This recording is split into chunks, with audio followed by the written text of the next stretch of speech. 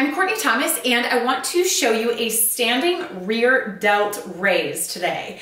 And it's a rear delt raise, which is gonna look a lot like a reverse fly, but it's not. It's a little bit different, and we're really gonna be super focused on dialing right into the rear delt versus the rear delt and a lot of the other upper back musculature. So this is gonna be in a bent over position though, just like you would do for a reverse fly, but we're gonna take a little bit of different hand position and really kind of think about pulling in a different way. This is a move, again, that you can do in a seated bent over position, but sometimes I find that's a little tough on the hips. So I actually like to do it in a strong bent over position.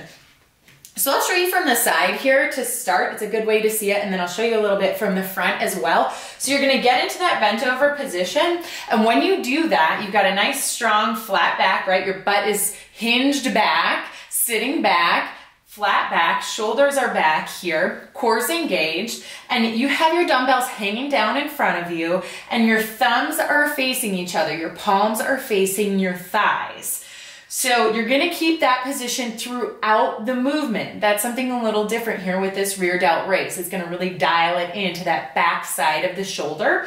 So from this position, you're gonna have a soft elbow here. Again, it's not an active bend, but it isn't a lockout either with a totally straight arm. You got a soft elbow, a little bit of a bend, and from here, holding your bent over position and just kind of looking straight ahead, you're going to raise your pinkies up toward the sky. Really super engaging that rear delt, and then a really nice slow lower back down, all the while those thumbs facing each other. So when you come up into the raise, you're really gonna feel a big squeeze. Your pinkies and your rear delts are gonna be super connected here, thumbs facing down toward the ground, and then a nice slow lower under control.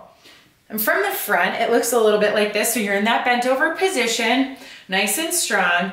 And again, a little bend in the elbows. And then as you raise, that elbow bend might increase a little bit, but big thing is when you're here, you really wanna feel the rear delts only. And then a nice, slow, lower back down. Like when I'm up in that position, right here, this is it. This is bulging, and I feel that. So I'm here. I always like to say that it's almost like there's a string pulling up at your elbow, or a string pulling the dumbbell up, and you're like a marionette here. So the big key is that you don't want to get to the point where you're really engaging all of this musculature across the top of your back.